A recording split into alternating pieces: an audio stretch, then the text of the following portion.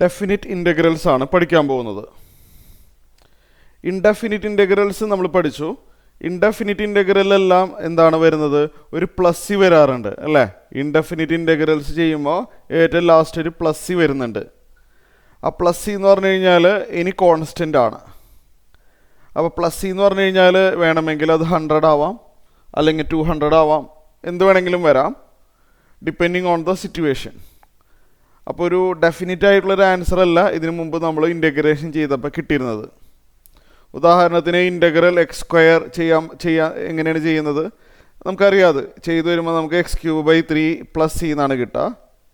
ആ സി എന്ന് പറഞ്ഞാൽ എന്തോ ഒരു കോൺസ്റ്റൻ്റ് ആണ്, അത് ചേഞ്ച് ചെയ്യാം ഡിപ്പെൻഡിങ് ഓൺ ദ സിറ്റുവേഷൻ. അപ്പോൾ അതൊരു ഡെഫിനിറ്റ് ആയിട്ടുള്ളൊരു ആൻസർ അല്ല ആ സിയുടെ പ്രസൻസ് കൊണ്ട്. അപ്പോൾ സി വരാത്ത രീതിയിൽ നമ്മൾ വേറൊരു രീതിയിൽ ഒരു ഇൻ്റഗ്രേഷൻ ഡിഫൈൻ ചെയ്യാണ്. ആൻഡ് ഓൾസോ അതിന് നമുക്ക് കുറച്ച് ആപ്ലിക്കേഷൻസുകളും വരും.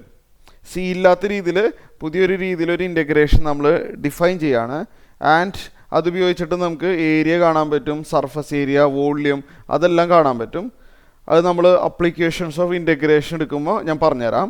അപ്പോൾ സി ഇല്ലാത്ത രീതിയിൽ ഒരു ഇൻ്റഗ്രേഷൻ മോഡിഫൈ ചെയ്തെടുക്കുന്ന കാര്യമാണ് ഞാനിപ്പോൾ പറയുന്നത്. ഓക്കെ, ഞാനതൊരു എക്സാമ്പിൾ വെച്ചിട്ടാണ് എക്സ്പ്ലെയിൻ ചെയ്യുന്നത്. ഓക്കെ, ഈ ക്വസ്റ്റ്യൻ നോക്കാം. Integral 1 to 2 4x³ - 5x² + 6x + 9.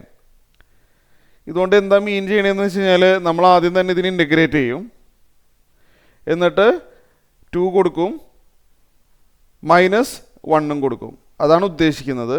And ഇങ്ങനെ ചെയ്താലുള്ള അപ്ലിക്കേഷൻസ് നമ്മൾ പിന്നീട് പഠിക്കും. ഇതിൻ്റെ മീനിങ് ഇത്രയേ ഉള്ളൂ. ആദ്യം തന്നെ നമ്മൾ ഇതിന് ഇൻ്റഗ്രേറ്റ് ചെയ്യും, എന്നിട്ട് എക്സിന് നമ്മൾ വാല്യൂസ് ഇട്ട് കൊടുക്കും. മുകളിലുള്ള നമ്പർ 2 കൊടുക്കും, മൈനസ് താഴെയുള്ള നമ്പർ ഇട്ട് കൊടുക്കും. അങ്ങനെയാണ് ചെയ്യുന്നത്.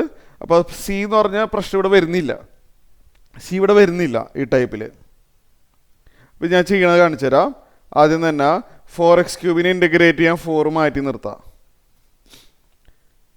x³ ഇൻ്റഗ്രേറ്റ് ചെയ്യാനായിട്ട് അറിയാമല്ലോ, x³ 3 + 1 / 3 + 1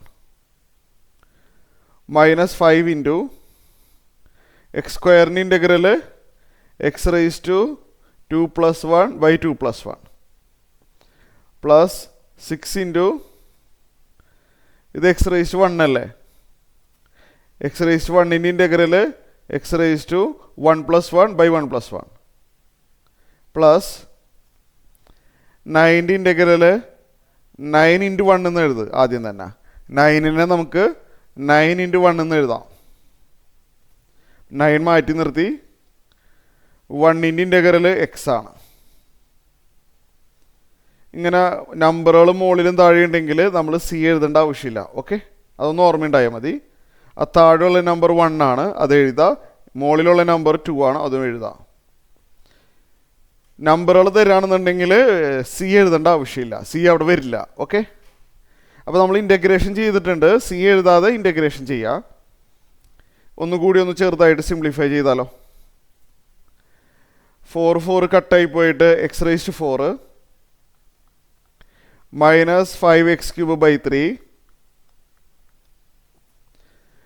ഇവിടെ 6/2 3 ആവും. 3x² + 9x 1 to 2 ഇങ്ങനെ വരും. ഇനി ചെയ്യണ കാര്യം ഞാൻ പറഞ്ഞുതരാം. നമ്മളിനി ചെയ്യേണ്ടത് എക്സിൻ്റെ സ്ഥാനത്ത് 2 കൊടുക്കുക. ആ മുകളിൽ വരുന്ന നമ്പർ ഇല്ലേ, നമ്മളതിനെ അപ്പർ ലിമിറ്റ് എന്നാണ് പറയാറ്. ആ അപ്പർ ലിമിറ്റ് എക്സിന് സബ്സ്റ്റിറ്റ്യൂട്ട് ചെയ്യുക. എക്സ് കാണുന്നിടത്തെല്ലാം 2 കൊടുക്കുക. 2⁻4 16. സ്റ്റെപ്പ് എഴുതുന്നില്ല.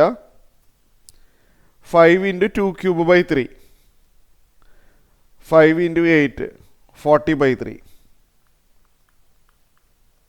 +3 × 2² 3 × 4 12 +9 × 2 18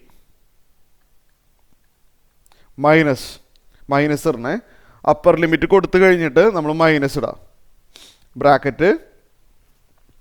ഇനി ലോവർ ലിമിറ്റ് താഴെ വരുന്ന നമ്പർ ഇല്ലേ, അത് ഇട്ട് കൊടുക്കുക എക്സിന്.